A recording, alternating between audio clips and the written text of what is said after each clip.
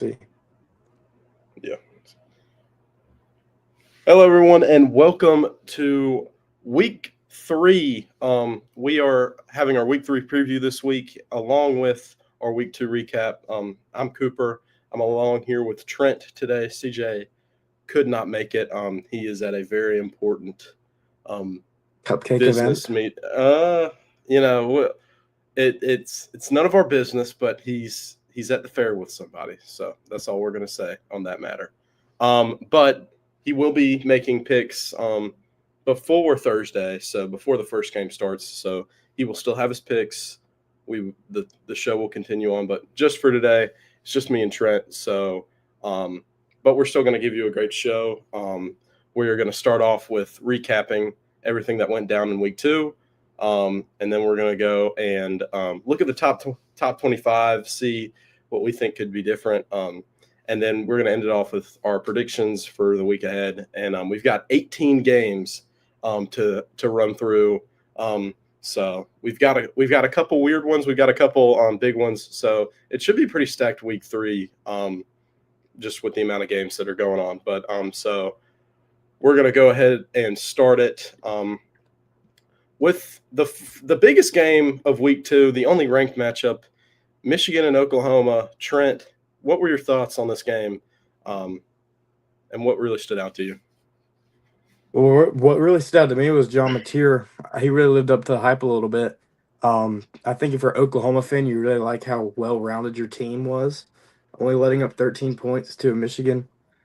Granted, Bryce Underwood is still new to the system and everything. Still new, really, to the sport. Not sport, but college football.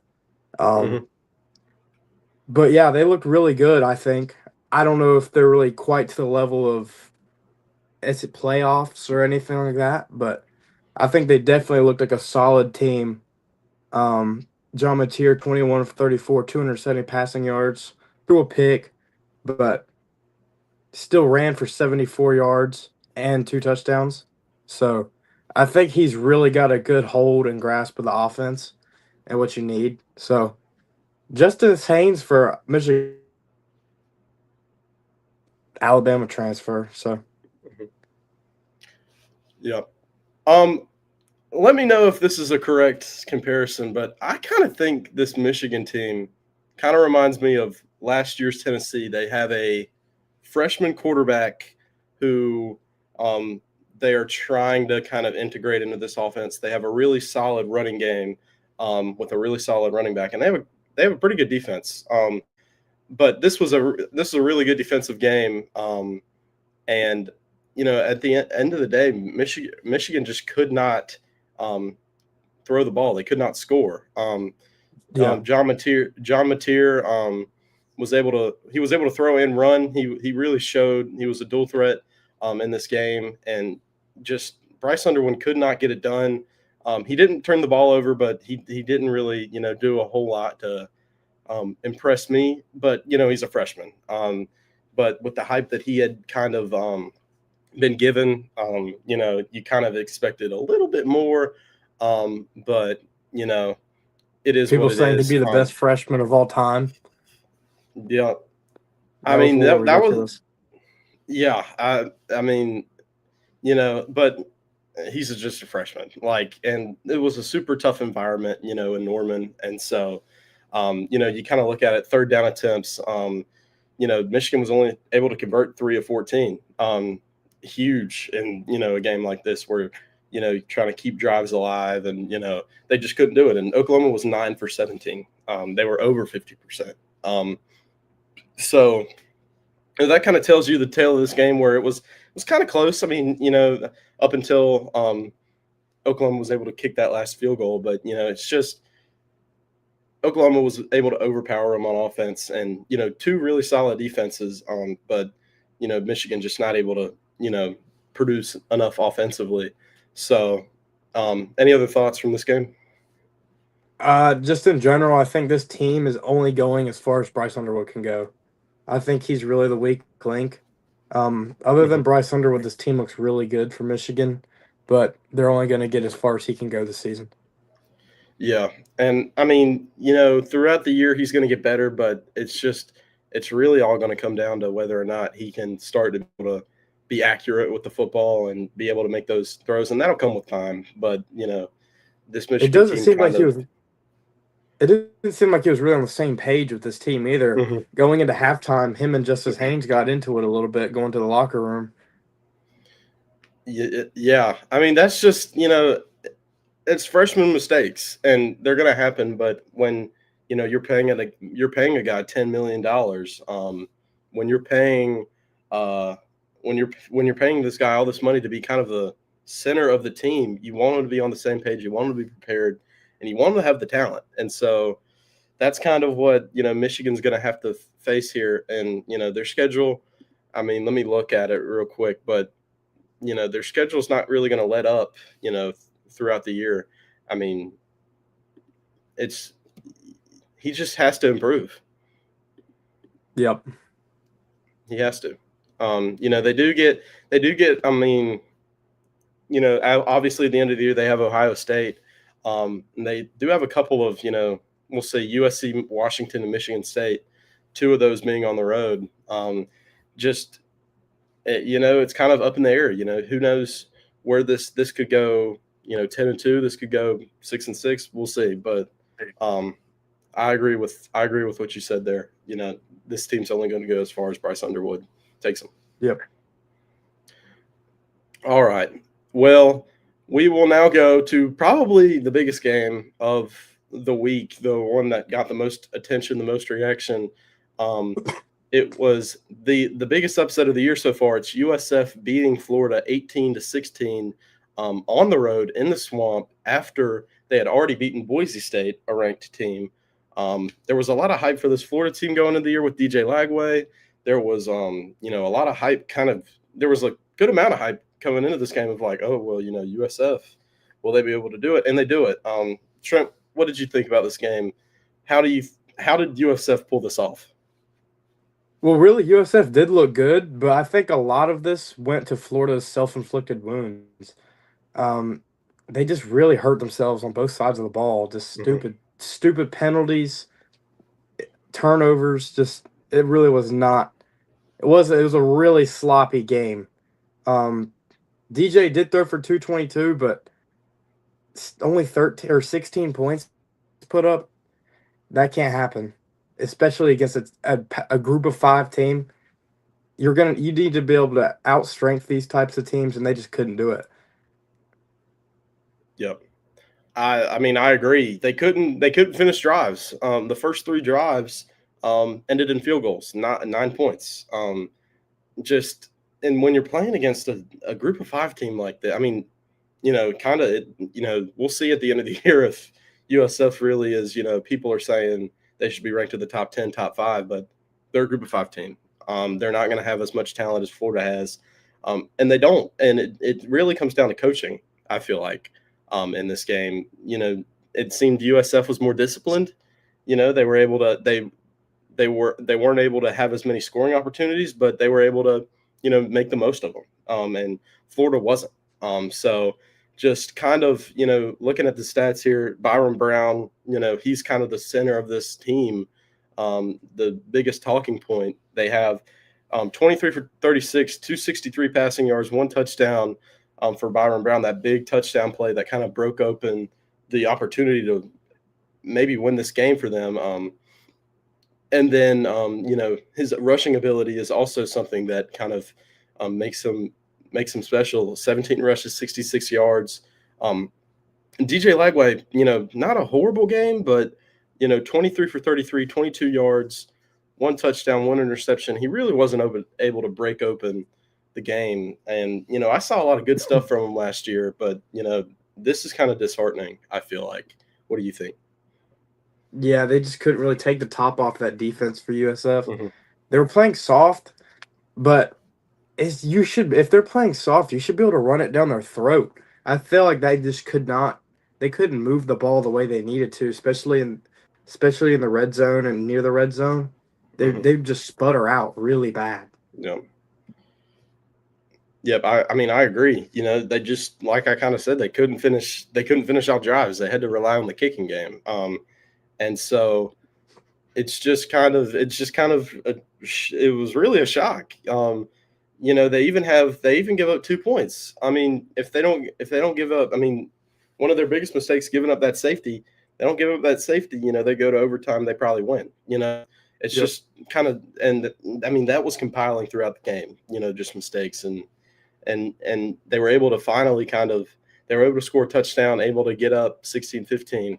But again, that penalty, they had a penalty at the end of the game. Not exactly sure like when in the drive it was, but it was. I mean, it definitely helped The USF spit. get to whatever it was. I don't even. Yeah, he spit on him. He spit on them. Was it the final drive of the game where Yeah, they it were was. they It they was. were It was the final where it drive. kind It of. was within 3 minutes. People were Yep, comparing it to the shoe throw. the He shoe. spit on him. Yep, It was a 15-yard penalty. Got him an automatic first down. Kept the drive alive. I kept the think they drive had a alive. pass interference in that drive as well. That Yep. they had 30 yards of penalties in one drive that cost them the game. hmm And I mean, from there, just Byron Brown able to kind of power through with his run game, and USF able to convert that the field goal to win the game. Like it's just the penalties, and as much as I want to give USF credit in this game, and they played a really good game. I think they're a really good team. I think that based off resume, they should be ranked in the top 10 right now.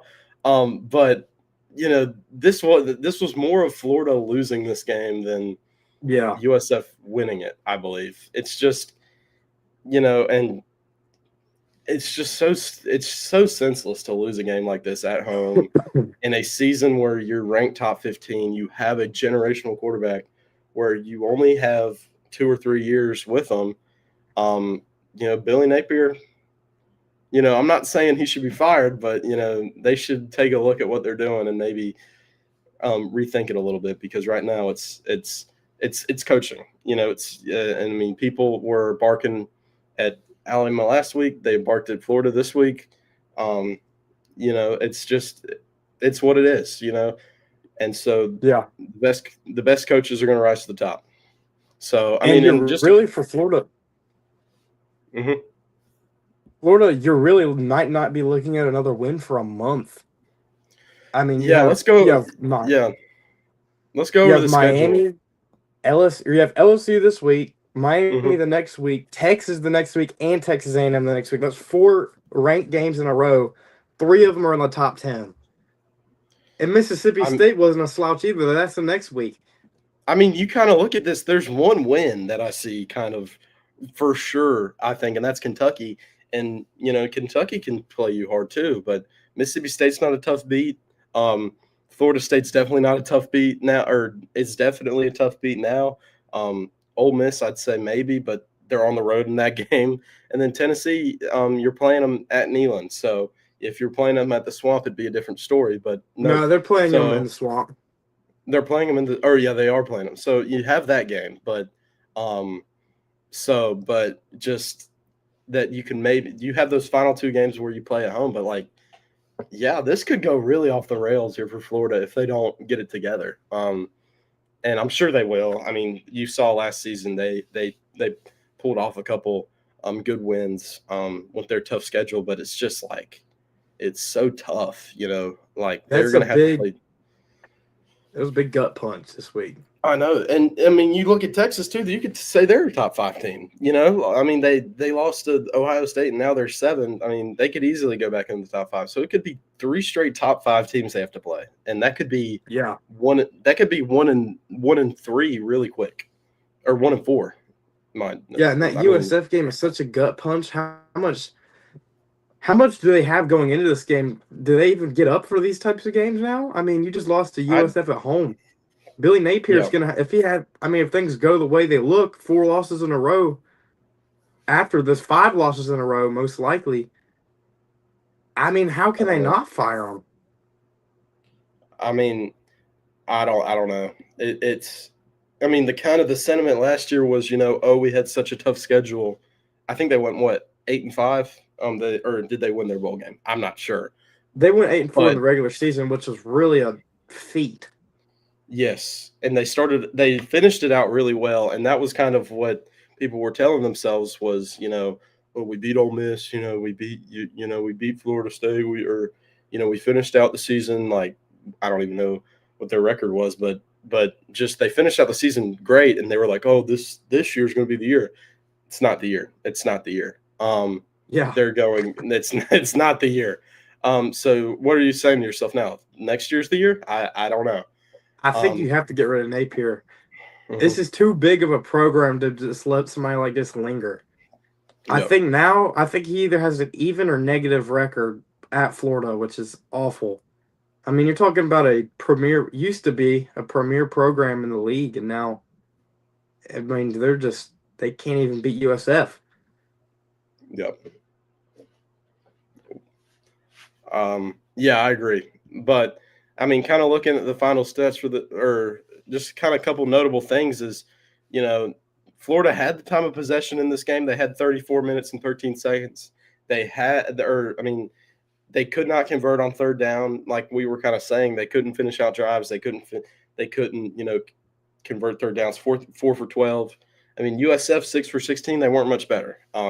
So this really was a Oh, game that you kind of, if you look at the stats, I mean, you're kind of like, oh, Florida. I mean, this might be close, but Florida should be able to kind of take care of this one. But yeah. no, that just wasn't it. So um, yeah, tough game. We'll go over the top 25 and talk about this game a little bit more during that. But just the fallout from this game is going to be, I mean, you'll kind of see it over the next couple of weeks. If they beat USF and then they go on, I mean, that's a whole different story with just how the momentum of the season builds up. Yeah. You need to have momentum to kind of go into these type of stretches, and they're just not going to have it.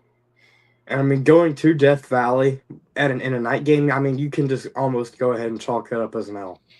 There's no way they beat, and if they do, then this season is just unexplainable. I mean, there's just I don't even know.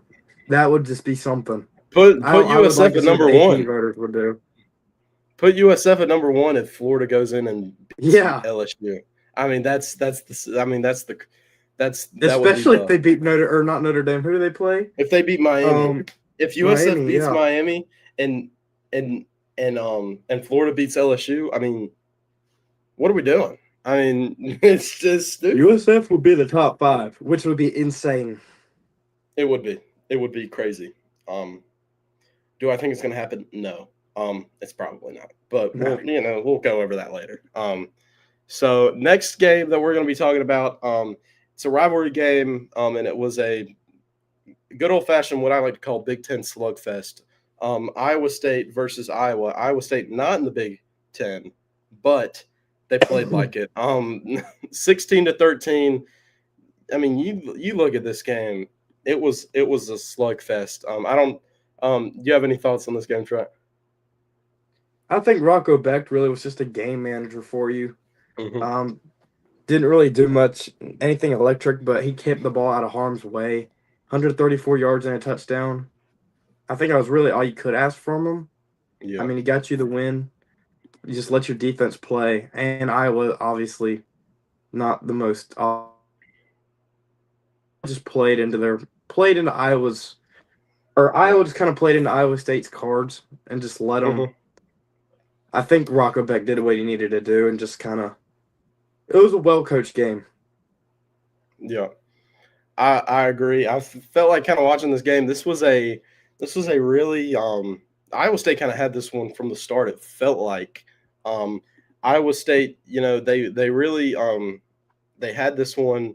I believe it was 9-0 or I don't know what, but they had a crucial mistake. That turning the ball over that gave Iowa their only touchdown of the game. And you know, other than that, it's just like or it's other than that, it's just like Iowa had nothing um, in the in the offensive game. Like they could not do anything. You look at Mark Gronowski, 13 for 24, 83 yards, one interception. That's a Spencer Rattler game if I've ever seen one. But but just like 16 rushes, 37 yards. One he got a touchdown. Um, but like just a horrible offensive game. And credit to the Iowa State defense, but like just not what you want if you're Iowa. And I mean that's typical Iowa we've seen over the last couple of years. And that was kind of the hope with this team was Mark Gronowski was going to kind of lift this team up, and he was really hyped up. I felt like coming into the this year, but they were up 13-0. But 13-0 Iowa State was up, I believe, and then they give up the turnover, gets or 13-3. I don't know, but besides the point, like Iowa State had this game from the start. It felt like, and they kind of let Iowa come back in, and then they kind of finished it out. I felt like so. I mean, a lot of people say this game was pretty close. I felt Iowa State had this one. They managed the game. They got out of it. It's a rivalry game. They're going to be played tougher. So, I think Iowa State's got a pretty good. I mean, obviously Kansas State losing to Army this week and That was rough. barely winning against Montana State's not helping their case with that win. But, I mean, Iowa State's looking pretty solid right now. I mean, I'd like to see once they get into the real big trenches of conference play if they'll be able to hold up because the Big 12 is just that unpredictable. But Yeah. I think Iowa State, Rocco Becht, he's good enough. I don't think he's elite in any sense, but 18 for 27, 134, one touchdown, good enough. I mean, third down conversions they were able to convert 8 out of 15. They had more yards than Iowa barely, but just able to kind of get out of this game. I felt like, and it wasn't a very good game to watch, but they got the win. They really just forced Iowa to play the way they didn't want to play. Yeah. Iowa's a team that they're going to want to get up early, and Mm-hmm. just let their defense eat. And Mm-hmm. Iowa State jumping out to that 13-0 lead early. Iowa just is not a team that's going to be able to chase you down. Yeah. It's that slow offense, very methodical, not many points, and stop you with the defense. They're always going to be low scoring games. So I think Yep. really it just wasn't Iowa's. It just wasn't the way Iowa could win. Yeah. And They I mean, have to get out to a lead early. Iowa got. I mean, they were given a chance to get back into this game. They were able to get a short field. I think they got a short field multiple times in this game. Only able to get a touchdown out of it late, but or early. They were only able to get it out at once. But like, just even when you're kind of given a chance to get back into the game, they weren't able to. So, just kind of, you know, not disappointing from Iowa because I mean Iowa State's a tough team, but as they get more into Big Ten play, we'll see. Can they maybe improve on offense? And Mark Gronowski had a lot of hype in this year. From he was coming from FCS. Will he be able to? I believe South Dakota State. So so just tough way to go about it, and good run. I mean, they're able to run the ball. They're able to do a lot with that, but they're just not able to get the ball going through the air, and they weren't able to score a whole lot. So yeah. Now let's move on to another big upset from this week. This one at home for Mississippi State. They win 24-20 against Arizona State. This was maybe predicted by a couple people. This was definitely more, kind of. But this was more. This was more of you could kind of see it coming. But yeah, let's talk about it. I mean, 20. I mean, Trent, what did you think about this game? I think Mississippi State really looked impressive. Um, Defensively, locked them down through the air. 82 yards out of Sam Levitt. That is ridiculous. 22 attempts, 82 yards. That's like almost hard to do. Um, Hey, Spencer Rattler. it's Rattler right there if I've ever heard It's it. Rattler ball. No, Rattler Rattler would have ball. been 10 for 11 though. Yeah. Oh, yeah. He's accurate, but he just can't. He just He can't can't. throw over He's 5 yards. accurate within the first 5 yards of. Yeah. Yeah, I think Mississippi State is a little better than people thought they were going to be. They went what 2-10 last season. People were really just kind of Mhm. pushing them off to the side. Um, I think this game really they puffed their chest out a little bit and said, "Look, we're not the same team." Um, Mhm. you know, I mean, they have a tough schedule ahead of them, but I think this is a really good starting point for them.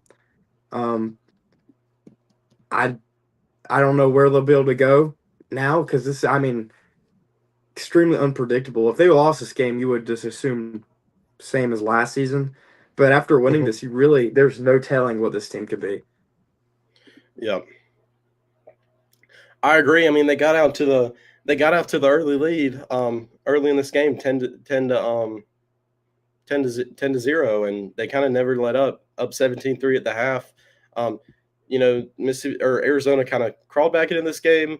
Um, able to kind of get they had that one of the craziest things of this game. They had a 10-minute drive at the end of this game. Arizona State did, Took the and where they lead. kind of to take the lead. They ran the ball. I mean, you look at you look at their running stats. 251 rushing yards. A lot of people were kind of looking at Sam Levitt, and he was returning from last year. That was kind of what they were looking at. But really, I mean, they should have been looking at guys like Kanye Udo and Raleek Brown. And they were really solid today. 18 carries, 110 yards. Really solid. Arizona State able to bring back the run game, and I think that's what this team's kind of built off of with Kenny Dillingham is that they're able to run the ball. And he wanted to do that. And so that's what kind of people overlooked about this team is that they kind of kept it on Sam Levitt. But I mean, completely opposite. And so for 10 minutes, they ran down, they got the touchdown. And then immediately, Blake Shapen and this Mississippi State team deep bomb touchdown. They win the game. And that was kind of the story of the game. It's just, Mississippi State, Blake Shapen, I was really impressed by him just being able to his ability to throw the ball. He's obviously a veteran.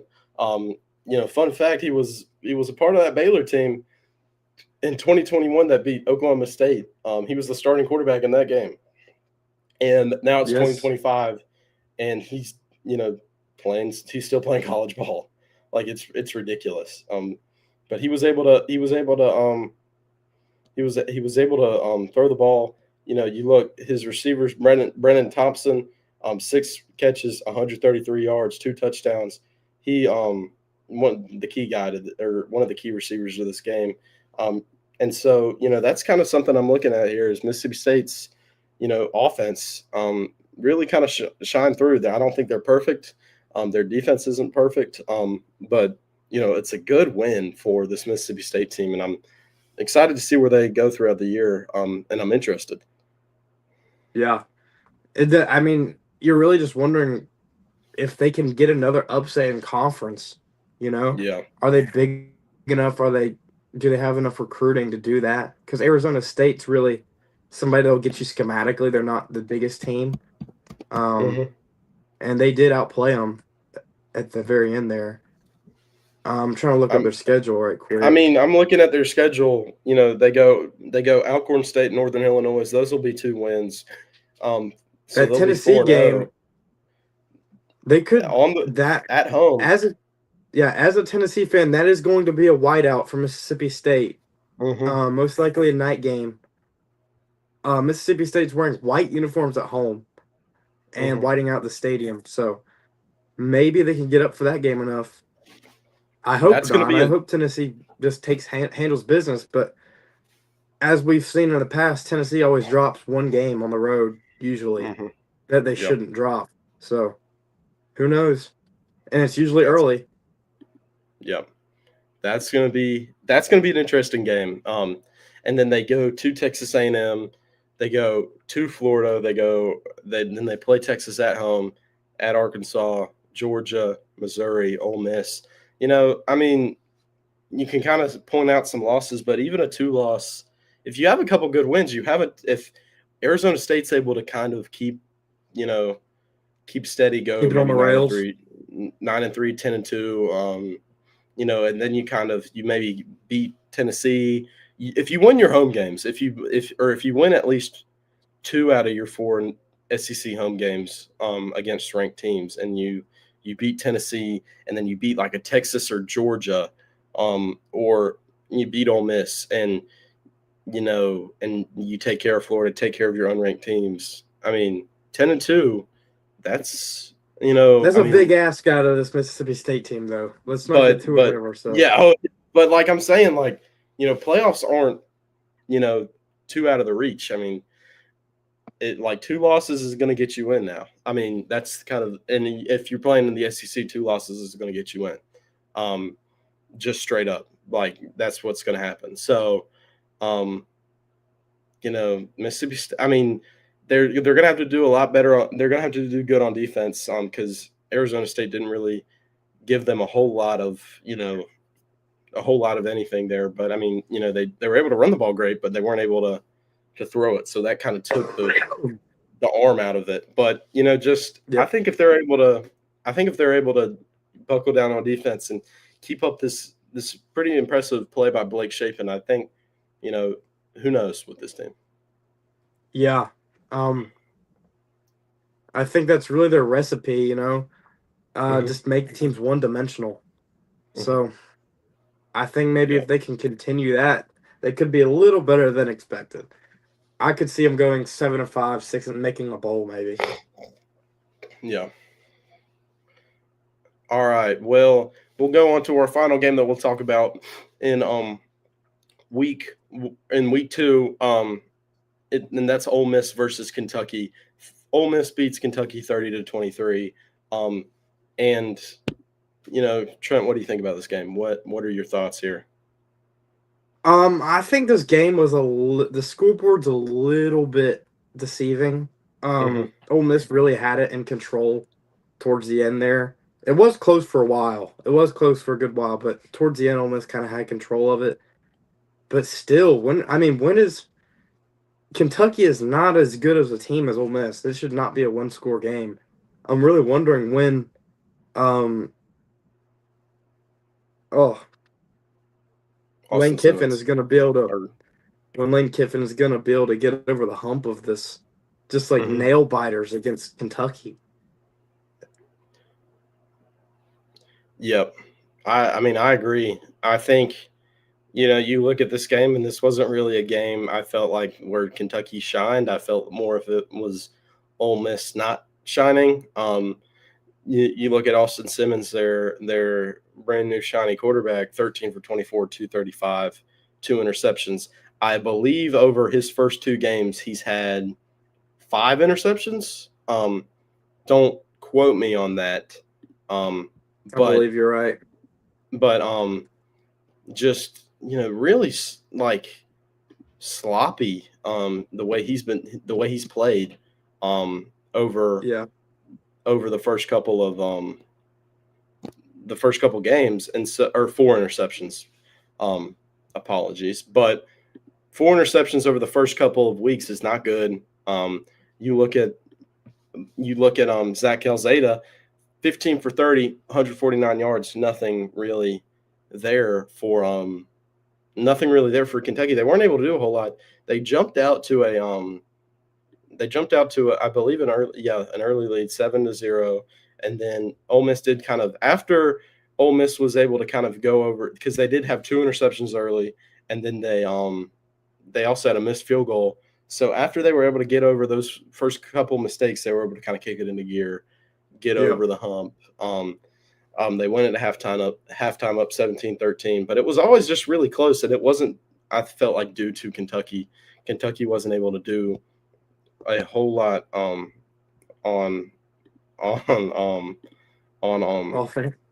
offense, golly. But you look at it, Kawan Lacey, 28 rushes, 138 yards, 1 touchdown. He was kind of able to keep this team up. Harrison Wallace, I really was impressed with, 4 catches, 117 yards. So I mean, he's got a good supporting cast. I feel like Ole Miss is still pretty solid, just not able to not able to really execute that well with Austin Simmons, and so it's kind of a Bryce Underwood situation, kind of like we were talking about with him. It's like this team's only going to go so far as Austin Simmons does, and I Yeah. believe Austin Simmons can be a really good quarterback. It's just he's got a good supporting cast. I feel like he's in a better spot than you know Bryce Underwood maybe, but um, just not able to. He's got to get the interceptions covered, and he's got to just be more consistent with and accurate with the football. Yeah, and Lane Kiffin's going to make it as easy on his quarterback as he possibly Hmm. can. That's Yep. really their offensive style. It's just play. It's similar to Tennessee, just play what your quarterback's ability is. That's really what made Jackson Dart stand out. Um, just kind of let him do what he needed to do.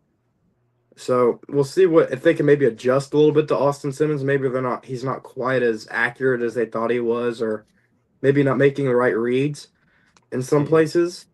But I don't know. I think Kiffin will be able to kind of figure Austin Simmons out a little bit, maybe make some tweaks to the offense, is what I would think.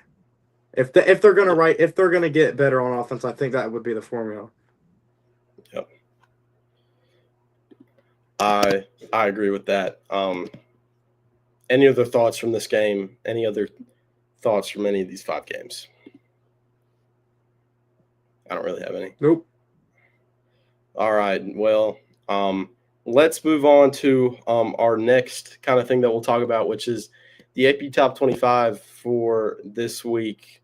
Kind of looking at it, the top 5 kind of stays the same. Oregon does move up 2 spots, and Georgia falls back 2 spots. Oregon obviously having an incredible week, beating Oklahoma State 69-3. Um, just very Yeah, it goes. emphatic, and they're looking really good. Trent, any thoughts from overall anybody in the top 25, and just kind of looking at it right now? Um, I don't. Some of it just doesn't really make that much sense to me. Mm-hmm. Like Tennessee jumped up like what 7 positions Yep.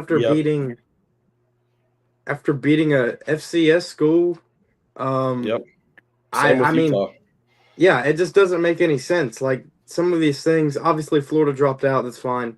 They deserve to not be in there. USF deserved to be there. That's good. But like, I just don't understand what their formula is. Like, it seems like half of these voters are just they don't. I don't think they're even watching the games. I think they just see the score, put their ballot in. I Yeah. saw a thing today. A lady moved Florida up 4 spots in her poll after this week in her ballot. And then I she believe it had was. Florida I ranked at believe it was 12. 2. Was I it believe it 2? was 2, and then USF wasn't even ranked. Yeah. After losing to USF, she moved them up in the rankings Yep. because she wanted to be, what was her word? Quirky? Or Like, what is like this? The AP I don't poll, at know. this point, the AP poll is it's just to put a number on the TV screen. That's Mm-hmm. all it is. It I mean, really doesn't matter until week 8 until the playoff rankings come out because they're honestly becoming a joke. yep. I mean, that's the hard thing with these polls is like it's not just one person who's it's I mean, I don't know how many like 100. I don't know how many actually vote on it, It's a lot. but like just it's ridiculous. And like there's so much variety where like you can have somebody I mean, who's ranking Penn State in the number 1? Who's ranking Oregon number 1? I mean, I get that they just beat Oklahoma State by 66, but like who's ranking them number 1? Who's Yeah, put it's I mean, ridiculous. it's just like why did Florida State go up 4 for not for I mean, they beat I think East Texas A&M University. I think that's who they Yeah, beat. Like why are it they going up was. 4? Um Oklahoma, and then Oklahoma moves up less spots for beating Michigan than Tennessee does for beating um, East Tennessee State. Like it's so It just doesn't stupid. make any sense. It doesn't make any sense. Why is Michigan ranked? Did we watch the game? Um, why is South Florida not ranked higher? Why is Ole Miss ranked above South Florida? I mean, even just watching the two teams, like, I mean, you can even make a case just for the on the field product that South Florida is better than Ole Miss right now. You can make that same thing for Texas A&M. I mean, you watch Texas A&M against UTSA. I mean, third quarter, fourth quarter, they were or third quarter at least they were within a touch, or they were only leading by a touchdown against UTSA. I mean, if you really just want to go into those things, why is Iowa State only 14 when they've played more competition than half of these teams? Notre Dame's only played one game, and they've lost that game, and they move up a spot this week. Why? Because it's just a bunch of random people voting on which teams they think are in the top. I think if you want a accurate preseason poll, you make it a smaller quantity size, you control it more, or big idea, you just get one guy to do it, and you kind of check him out, make sure he's good. I mean, you could make a commissioner of college football and get him to make Josh the Pate. rankings. I don't know about Josh Pate, but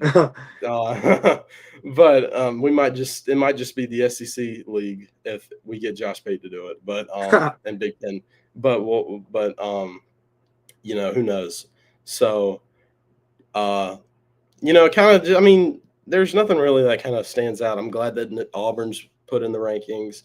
I feel like they deserve to be in there a long time ago. I'm glad that Missouri, or I don't really know about Missouri.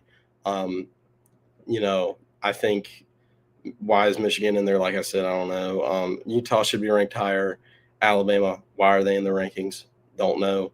Kind of looking at teams that are out of it. Why is USC not in the top 25? Why is Georgia Tech not in the top 25? Just a lot of whys with the way that things have gone. So just just kind of a weird ranking, and through the next couple of weeks we're just going to have to deal with it until the college football playoff top 25 comes around. But we've got a Irish till I die, but Notre Dame has no business being in the top 10. I agree with that comment there. Colton Cuddy. Give me 1 second. All right. Trent is dealing with something, I don't know, but we're going to give him a second. So, I mean, I'll kind of just keep talking about this. And looking through the last couple teams who, Louisville, I think, has a good case to be in the top 25 over, teams like Indiana, who, I don't really know. It feels like a lot of this is based off of preseason hype, preseason, Indiana was in the college football playoffs, so they should be in the top 25. SMU was that way until they lost to Baylor. And so Texas Tech, I think, should be in the top 25. I think Tennessee should be ranked a little lower. I mean, South Carolina, I think, should be ranked a good amount lower. You just kind of compare them. Why is Vanderbilt not in the top 25 if South Carolina's 11th? Yeah, South Carolina's ranked what? Oh, what did they have? They are ranked 11 after skipping by. Not really skipping by. They flirted with Virginia Tech. They needed a punt return to win by 2 scores against Virginia Tech at a neutral site. And Vanderbilt goes up to Blacksburg and whoops their ass. Excuse my language. But yeah, I mean, that's what it is. Like, why is Vanderbilt not ranked? And South Carolina's ranked 11th. I can tell you why, because Lenore Sellers' name, not how he plays. It's because, people, AP voters see Lenore Sellers in the Heisman top 10 list, and they're like, oh, well, I guess South Carolina's good then. I mean, and I'm not saying South Carolina's going to be bad this year. I think, they handled South Carolina State. And, I mean, did I think they would look good against Virginia Tech? No. But, it's just like it makes no sense. Like, so I think, we can probably quit talking about this because it's just like we could point out so much crap about it. But, just it's just kind of a stupid way to go about things. And it's been like this for a while. But as college football gets more even, and it's not as cut and dry. Like it's not the same 5, same 10 teams that are in the top 10 every single year. It's just going to be easier to point out. Yep. Yep. All right. Well, let's move on to last part of the show. Let's move on to the picks. We have 18 games this week as I pull up our spreadsheet that we have been going through every single week. Like I said, CJ is not able to pick with us tonight, but he will pick before the start of the first game, so all of our picks will still be valid.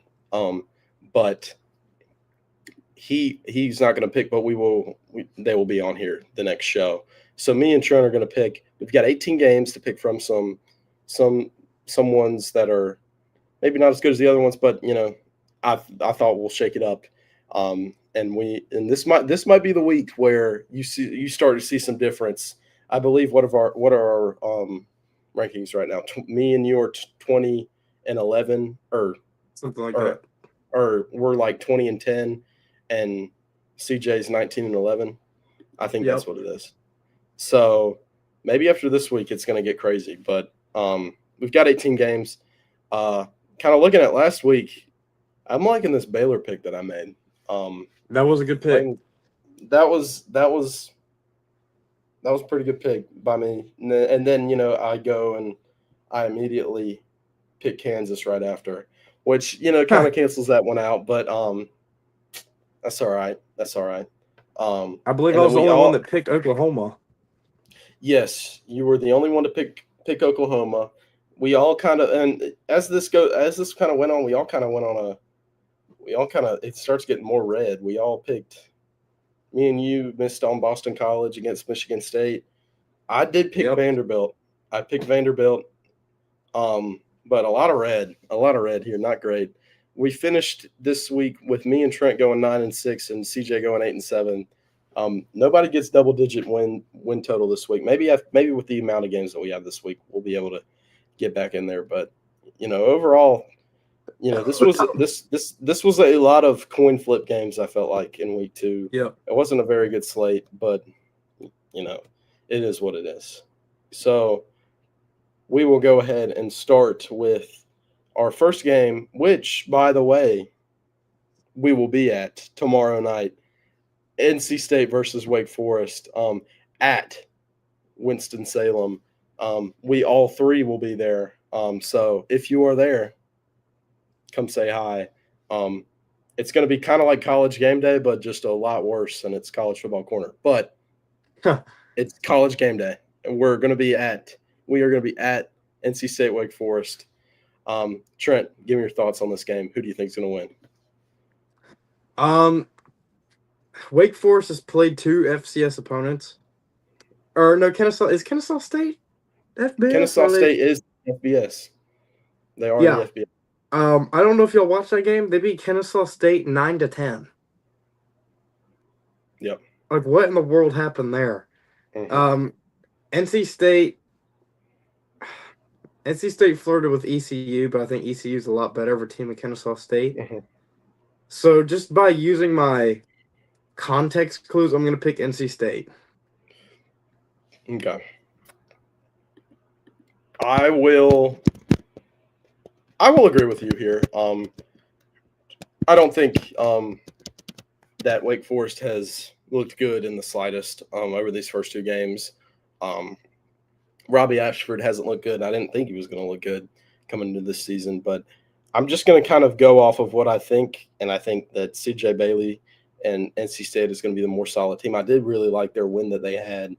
I mean, it was at home, but, I didn't think they were going to win it against Virginia, and they were able to kind of skimp out that victory against them, and they barely beat. So this is really this could be a toss-up. This could be a good game. I'm kind of glad we're going to this game because this could be a good game.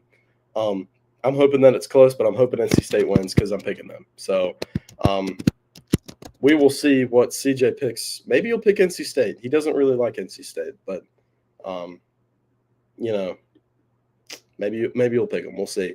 Now we'll go off to Colorado-Houston. Interesting little tidbit. This is a good game. They're not started. Colorado's not starting Caden Salter or Julian Lewis in this game. I don't know if you saw this, Trent, but they are who are the I need to look his name up. But go ahead and give me your prediction here, Trent. Houston coming off two decent wins. They're wins by a good margin against bad teams. Colorado coming off that loss. It's a night game at Houston though. Mm-hmm. It's tough. It's really a tough pick. Colorado having a new starting quarterback. I'm gonna go Houston. Okay. I'm gonna go Colorado here. I think Ryan Staub is his name. He was the third string heading into week 1, and now he's the starting quarterback. That's going to be a little bit that's going to be, I think, their only thing that's kind of holding them back in this game. I like Colorado. I think they're going to win this game. I know it's at Houston, night game. There's probably going to be a lot of craziness at Houston because it's Deion Sanders. It's the Deion Sanders show. But I like this on Colorado. I like it enough for a Big 12 matchup. I don't like them a lot, but I think they'll be able to get it done and pull out the victory against Houston. All right, next game. The only reason I put this one on the board was because it was at Northwestern. Big noon Saturday. What do you got here, Trent? Are you gonna make an upset pick here? Absolutely not. Oregon is going to kill Northwestern. Okay. And I'm gonna be there right with you. I'm gonna go Oregon. This is kind of a no-brainer. What is Northwestern stadium capacity, like 10,000? Because they're building a new. Look that up. They're building a new stadium, but like their stadium right now is like right next to like a river, I think, and it's like it looks like UNC Charlotte's soccer field. Their new stadium will have a capacity of 35,000.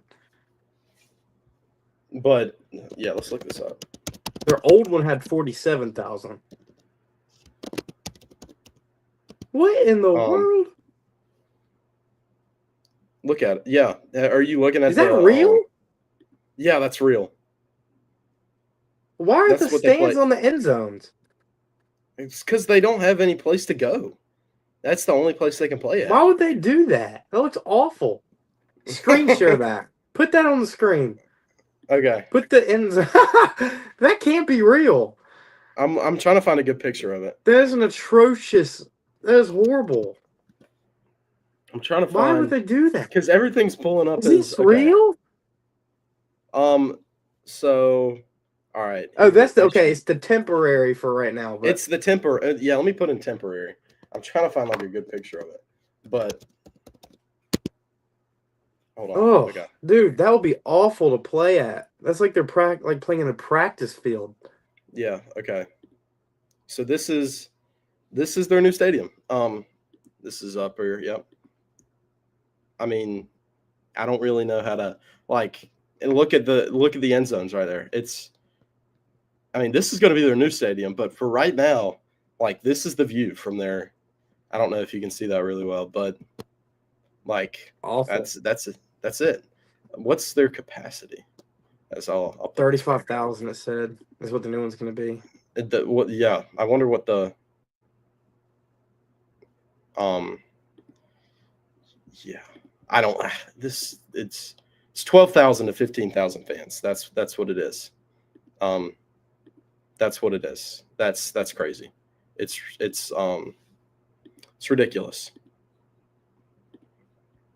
But anyway, Oregon, I'm sure, is going to demolish them as we go to our next game, which I believe is going to be a good one. Clemson at Georgia Tech. Give me your pick here, Trent. I don't really want to hear it, but what time is this game at? Big noon. 12 o'clock. I'm going Clemson. I think Cade Klubnik bounces back from that LSU game. But I he's think they really bounced right back the in the ship. Troy game. He does need to bounce back from the Troy game. Let me go ahead and just get on. Let me talk about this team for a minute here before I make my pick. This team is not looking good. I don't know if you've watched the first two games for Clemson. Not great. Cade Klubnik has a pick six under his belt, has a game under 200 yards against Troy under his belt. He just can't see the field. He can't see the field good. It kind of just, in my opinion, it looks like he's looking for one guy on the field, and the coach is like in his ear, like, oh, okay, you might have this guy, and you might have this guy on here, and he's like, okay, I got to go to this guy, and he throws it to that guy, and it's just like it might work out, it might not, but he just can't see the field good. It feels like that's just like that's what it feels like when I'm watching him. Is like he's got one guy set in his mind, and I don't know. Like we were able to pull this game out, like, but it's just the defense is good. The defense is okay, but the offense is just down 16-0 at one point against Troy. I mean, I was bracing for impact. I was out and about. I was about to go to the UNC versus Charlotte game, but just I was kind of bracing for the worst. But we were able to pull it out. I'm gonna go. I don't know. I'm gonna go Clemson, but I don't really have a reason for you. I could give you 1,000 for Georgia Tech. They've got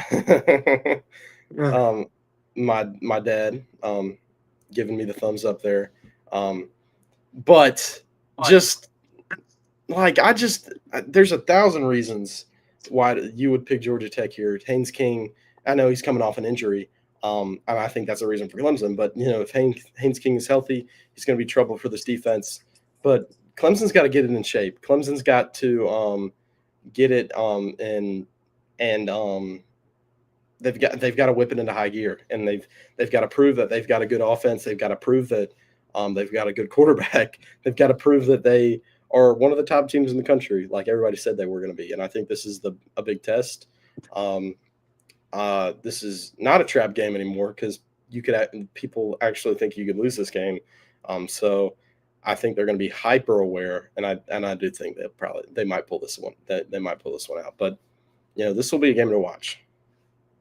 Yep, defense travels, so should be. I think you'll be all right. Yeah. Next up, we've got another kind of sneaky game. It's Wisconsin at Alabama. Trent, give me your thoughts here. I'm gonna go Alabama just because they're bigger, stronger, faster than Wisconsin is. But I mean, this is really a get right game for Alabama. They've got to right the ship, especially coming out for that awful loss to Florida State a couple of weeks ago. They've really got to use this as a trampoline going into the core of their season. They've got Georgia coming up in a couple of weeks, so they've really got to figure it out. I think this is a good game for them to kind of settle in. Nice Power 5 game at home.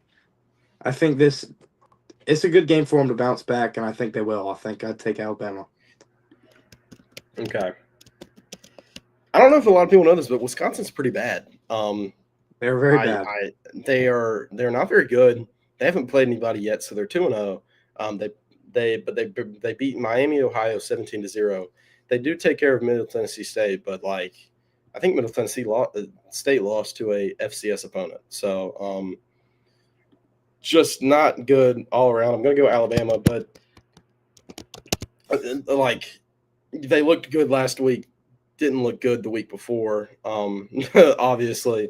But just kind of, I'm not sure. I think Alabama's probably going to bounce back, but this could also be a kind of a tight game.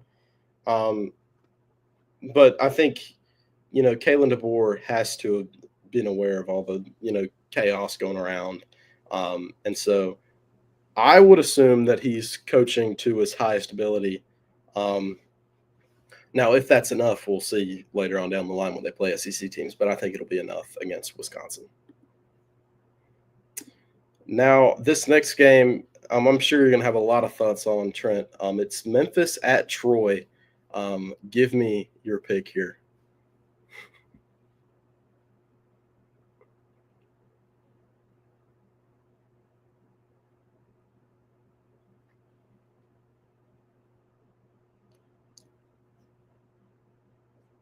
Looks like Trent might be frozen.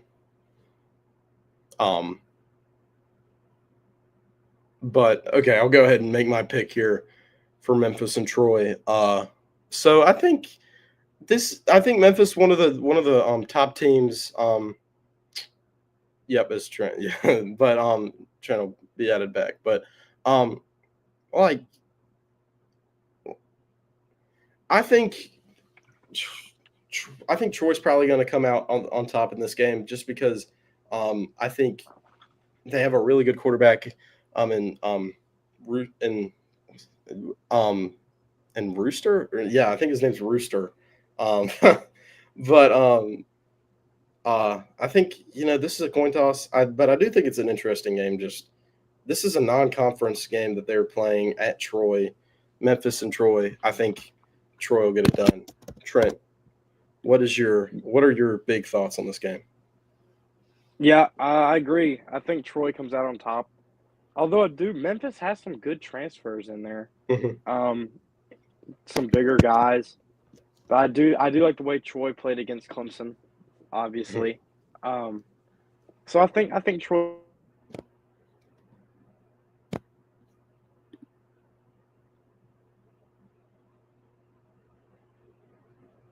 Um, I think Trent went out again, having some internet issues. But he picked Troy. So that'll do it for Memphis and Troy. As now we will move on to the possible biggest game of the week. People will debate. College game day is going to be there at Knoxville. We are going to be there. Trent is going to be at the UNC or not the UNC, the Tennessee and Georgia game. Um, it's going to be at Neyland. It's going to be a big, crazy atmosphere. It's going to be at 3:30. Kind of wish it was going to be somewhere else, or not somewhere else. It's going to be at 8 o'clock. 7:30 prime time. Kind of wish it was going to be there, but it's not. Um, but yeah, big intrigue in this game. A lot of question marks as these two teams really. I mean, Tennessee played Syracuse, but really not a whole lot of product to see yet. We're going to get a lot of it though on Saturday. Trent, give me your thoughts on this game. Who do you think's going to win? Oh man, dude, this game is really interesting. I'll be there. Um, Tennessee, Joey Aguilar hasn't faced a defense like this at all. Hmm. Um, he's played some Power Five teams when he was in App State, and I guess Syracuse, but Syracuse defense is just god awful. Hmm. Um, Georgia is just another animal. I do like the fact that Georgia's coming to Tennessee. I think that makes it more interesting. Um, and Georgia last year couldn't run the ball, and I think Tennessee's going to force them because Tennessee has a good front seven. I think they're going to force them to try to run the ball. I think they're going to drop back a little bit in coverage, but I don't know. I think it could be a good game. I think Georgia, it's either going to be a really close game or Georgia runs away with it in the second half. Is my thought. But I don't want to pick against my own team, so I'm going to go Tennessee Okay. solely for that reason. All right. Well, I would have to disagree with you here. I'm going to go Georgia. I think a lot of signs kind of point to Georgia. A more, I mean, as much as you can want to ask for, more consistent offense. They've got a couple of returnees. I like Zachariah Branch. I like Gunnar Stockton. I know a lot of people don't, but I do. And I like Nate Frazier. I like this offense. I think, they struggled against Austin Peay, but guess what? A lot of other teams have struggled so far this year. And to be 2-0, I think is, you can't really be complaining. I mean, I can complain about Clemson, but, I think that's warranted. I think beating Austin Peay by 27, I think is fine. So I think this is going to be a good game, though. I think if Tennessee's able to pop the top off, and they're able to be as consistent as they were against Syracuse in the offense and in the offensive game, I think we're gonna have a really good game. And Tennessee could win, but I don't think that's gonna happen. I don't. So I think being at home is definitely going to help them, but I think overall, I think this Georgia team's just going to barely pull out, but I think it's going to be a good game. Yeah, and if you look in the past, this Georgia-Tennessee game, Tennessee hasn't been able to get over 17 points. Georgia's Mhm. really forced them to be one-dimensional. They've taken away Yep. the pass game completely, forced them to run the ball. Last year it worked for a little bit, and then it was 10-0. Tennessee got a quick 10-0 lead, and then Georgia went on a 31-7 run, Mhm. and just kind of killed that. So Yep. I don't know. It's really just going to depend. Can Tennessee throw the ball? If Tennessee can throw the ball, I could see this game going either way. This game completely depends on Joey Aguilar Yep. I because agree. this is I also think. Gunnar Stockton's first road game, first Mhm. real road game. I think the thing that helps out with Gunnar Stockton is he has played against higher. If this is his first season starting, I think maybe I mean it is his first season starting, but if this was his The first game, like first first game, true. I would say that he he would he would struggle a little bit more, but I think he's played against some of these teams, and I think he's going to have a little bit a little bit better of a time than he would have if he didn't play Texas and he didn't play Notre Dame. So those are our picks for that game. Next up, Oregon State versus Texas Tech. Um, what are you thinking here, Trent? I'm going Texas Tech just because of the talent. They have a lot more talent than Oregon State does. Oregon State's a good team. I think they could be a good team, but Texas Tech just has more talent overall, and it's at Texas Tech. I think they take this one. Yep. Yeah, I agree. I think Texas Tech is going to run away with this one. Oregon State hasn't. I mean, they have the potential, like you said, but I haven't seen enough from them on the field. They lost to Cal. They haven't been solid, and I think Texas Tech is a good team. I think they will be able to pull this one out. And I like Baron Morton. I think he's a good quarterback. And as the Big 12, I think as unpredictable as the Big 12 is, I think later on down the line we could possibly talk about Texas Tech in the playoffs, which is crazy. But if they're able to get over the hump with this one, which I think they will be, I think they'll be able to possibly have a good shot at a Big 12 championship. We'll see. All right. Next up, we have USC at Purdue. Trent, give me your thoughts on this one. I think USC is going to run away with this game. Purdue is not good. I don't know if anybody watched that game last week. I was with a Purdue fan last week, so I was watching that. They were struggling bad against an FCS team for a while. They were so just because of that. I don't see how they lose this game. I don't see how USC loses this game. Well coached. I think they take it over. I think second half, this game will be just about over with. Yeah, historically over the last couple of years, Purdue's not been good. They've been struggling, and it's the same this year. Like I think USC's a really solid team. I think they're going to be able to easily defeat Purdue. I mean, it's at Purdue, but it's kind of like Northwestern. There's not really a home advantage at Purdue. So, Yeah. as we will now head on to the backyard brawl. It was supposed to be game day. From what I was hearing, Yep. last week until West Virginia lost to Iowa, that kind of messed up our picks Ohio. last week. Yeah, they lost to Ohio. We did pick that game, and we all picked West Virginia. I don't even think we gave Ohio a shot, but they won. So this week it's Pitt versus West Virginia. Who do you got, Trent? I don't think I can pick West Virginia to win a game until they beat somebody after that loss. So I'm going with Pitt.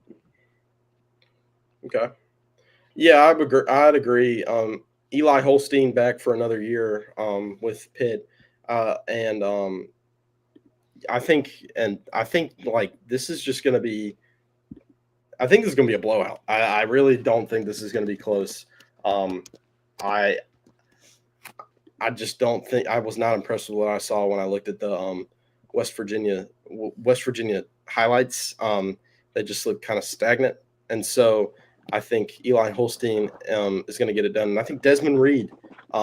If you have not heard of Desmond Reed, he's a really good player. I've got him on my fantasy team, and he's possibly maybe the best running back in the ACC. I really do like him. I think Pitt's going to run over West Virginia. And so now we will get to what I think could possibly be the game of the week. Some disagree with me, but it's USF at Miami. Trent, what is your take here? It's at Miami. Carson Beck's looking pretty good in my opinion. USF obviously is good. Byron Brown. And last week I thought about taking USF over Florida. If you go listen to it, I thought about it. But I just can't do it. Miami has that signature win already. I really don't see how USF wins this game. They would have to out-scheme Miami completely. Miami is a much bigger, stronger, faster team than USF. They would have to get so out-coached it'd be unreal. So I'm going with Miami. This is kind of this. It's a very weird game. You've got a top 20 matchup, but one of them is a Group of 5 team, and I'm not sure the line on this game, but I couldn't imagine it's single digits. Like it's just everybody's kind of counting USF out of this game. Yep, point spread is 17.5. Everybody's kind of counting USF out of this game once again. They're on the road again against a top. They're against the top 5 team this time. It's just kind of like, you can't really pick them. I really want to pick them, but I can't. I think Carson Beck and Miami has looked really solid over the last couple of weeks. I think the offense it's more pro style. I think if Carson Beck can limit the mistakes, I think if I had to give a reason why USF would win this game, I think it would be more that Carson Beck provides USF with a couple of gifts as in interceptions. I think if he starts to turn the ball over, we have a game. If they start to let USF into this game, and I think again this is just like going to be like the Florida game. I don't think USF is going to come out like they did against Boise State and win 31-7. I think this is going to be a game that Miami gives them if they win. So I think I'm going to go Miami just because I think they're more well-rounded than Florida, and I think they'll be able to kind of finally just complete the task of beating USF, who has the best resume in college football right now. But we'll see after this week if that continues. So, yeah. Next up, we have Arkansas versus Ole Miss. Ole Miss playing another conference game. Trent, what do you think about this game? I think this is going to be a close game. I like Taylor Green a lot. But I don't see how Ole Miss. They could slip up, but I don't know. So I think Ole Miss is going to win this one. Ole Miss. I'm going to here, so let's kind of hurry this up a little bit. Okay. All right. So I think Ole Miss has a good chance of winning this game. I like Arkansas as well, but I think that if Ole Miss can keep up the good work, keep trying to limit these Austin Simmons turnovers and mistakes, I think they'll be able to take care of business. So I think Ole Miss will be able to take this game. And this next game has some history. I think it's interesting. Old Dominion at Virginia Tech. If you remember like 6 years ago, Old Dominion beats Virginia Tech. I think Old Dominion has beaten Virginia Tech twice in the last 6 years. Once when they were top 15 ranked. What do you have on this game, Trent? I think Virginia Tech blows them out. Virginia Tech's already played two good teams. I think they come into this game really primed. I think they blow them out pretty bad. Yeah, I'm gonna go with you here too. I'm gonna go Virginia Tech. I really want to pick the upset here, but I just think once you've played this level of competition, it's like when you get to play one of these teams like Old Dominion, you're kind of like, oh, this is what easy teams are like, and you'll be able to kind of work your magic. And it's kind of like going from Heisman to freshman mode in college football 25. So here we go into our final couple games. Vanderbilt at South Carolina. This one's going to be, I think, a really fun one. Trent, what do you think? Yeah, I do. I think this is going to be close. Obviously, they both played Virginia Tech. They both beat Virginia Tech, but South Carolina looked a little more shaky against Virginia Tech than Vanderbilt did. I think Williams-Brice will be rocking. And I don't really like Vanderbilt's defense all that much. So I think Lenore Sellers is going to have a little bit of a field day. I think this could end up being a shootout because I don't like South Carolina's defense that much either. I think you're looking at like a 38-35 or 38, maybe like a 42-35 type of game, 42-30, something like that. South Carolina, though. We're taking South Carolina. Yep. I mean, this is kind of an interesting game because they both have played the same opponent, so you can kind of compare the two teams. I mean, obviously you don't just directly compare them, but I think you kind of look at it, and Vanderbilt, played a better game against Virginia Tech. South Carolina didn't. You don't like their defense. I don't like it either, but I also don't like South Carolina's offense right now. I don't see a whole lot. I mean, they only scored 38 against South Carolina State, which, I mean, it's 38 points, but it's still not a whole lot. Like, just, I don't really – I really want to go Vanderbilt here. But something deep down is kind of just telling me, like, pick South Carolina. They're going to rebound, and so I'm going to pick South Carolina here. And, I mean, that's kind of what I'm going to go with here. So, next up, we are going to go Duke versus Tulane. It's going to be at Tulane. Trent, what are you feeling here? This is an interesting game. I know. Duke coming off a loss to Illinois. Tulane beat, who was that? Who'd they beat? Northwestern. That's right. They beat them pretty handedly too. Duke is going to Tulane. I think these teams are really evenly matched. But I'm going to go with Tulane. I like their makeup. I like their coaching staff. I think they just kind of use this as a signature win a little bit. Claim a Power 5 win. Another Power 5 win, I should say. Interesting note about this game is that Darian Mensah, the starting quarterback for Duke, came from Tulane. He was their starting quarterback last year. So this is kind of a return to home game for him. And I think Duke's going to win this one. I think they looked pretty solid against Illinois. If Illinois is the team that we think they are, that was I thought a solid effort. I mean, maybe not in the second half, but I like Duke's offense.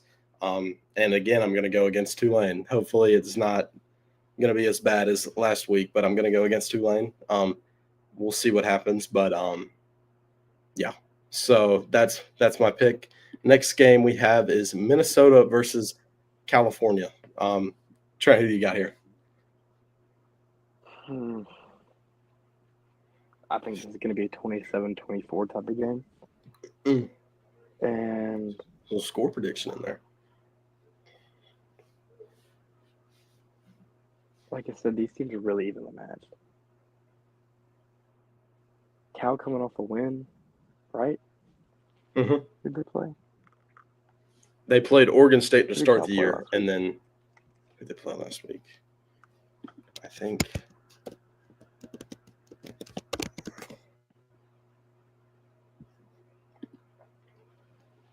they played Texas Southern. I'm still gonna go with California. Yep. I think this is going to be a good game, like you said. I'm not sure. I think it's at Cal. I like Cal's quarterback. I'm not going to be able to pronounce his name. So I'm going to go Cal as well. That's kind of it, but it's a coin flip. You know what? If I had a coin, I don't have a coin, but I want to flip a coin, but I'm not going to. But this is a flip a coin game, I feel like. But we both pick Cal. As we head into the final two games, the two biggest games of the week, starting out, or not the two biggest games, but one of the two biggest games of the week. Florida at LSU. This would have been the game of the week if last week didn't happen. But Florida at LSU, Trent, who do you got? Yeah, Florida's coming into this game a train wreck. Looked atrocious last week. Garrett Nussmeier's going to throw all over them. I think LSU takes this easily. Yeah, I agree 100% with you. I think LSU is just not. It's like they're not going to be that. Like they're not going to let Florida run all over them. I feel like they're going to be way more physical. They're going to be way more disciplined. I think this offense is going to be very impressive. And at the end of the day, I think Florida is going to be in, like we said, in for a rough couple of weeks. But we will now head to the final game of the week that we're going to be picking: Texas A&M at Notre Dame. What do you think here, Trent? I think this is a good matchup. Notre Dame's been battle tested against Miami.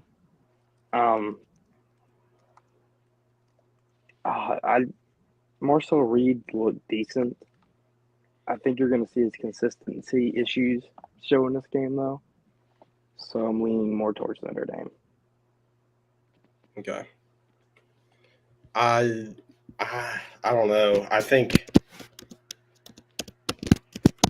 I'm not sure. I don't really like this Notre Dame team all that much. I don't like that they've started out playing Miami and then take a bye week and then now they're going to play Texas A&M. So they really have not had. They're not having any time to settle in. So I think that I've said that Texas A&M hasn't been that solid, but I think they've been building up to a game like this, and I think when you build up to a game like this, you're going to be in a better spot than just kind of getting beat and practicing for a week and then going back out there and trying it again. So I think Texas A&M. I think I like Marcel Reed better than CJ Carr, and I mean it's really going to be will Notre Dame be able to run the ball? They were not able to run the ball against Miami. They only ran with Jeremiah Love 10 times for 33 yards. This is a game where are they going to use him? Are they not? I'm not sure. And if they don't use him, I think Texas A&M's got this one. I know it's at Notre Dame, but I like Texas A&M here. So that will do it for our picks. Any closing thoughts here, Trent? None. Nope. All right. Well, just a reminder to subscribe. We're posting new videos every now and again with we've got some good compilation videos that we're going to be trying to put out. So make sure to go check those out. Subscribe to the channel. Go follow the TikTok. That's CFB Corner, and go follow the Instagram. That's CFB Corner. We're going to be at a lot of games this week. We're going to be at NC State, Wake Forest. We're going to be at Tennessee, Georgia. We're going to be at UNC Charlotte, Monmouth. That's a big game. Go Niners. We might get a win this week. But we'll see. I appreciate the love for the hat. So thank you for watching. Come see us if you're at one of the games. Trent will be at the Georgia game. Me and CJ will be at the UNC Monmouth game. But just thank you for watching. Go check out all of our things. We would appreciate it. And we will see you guys next time.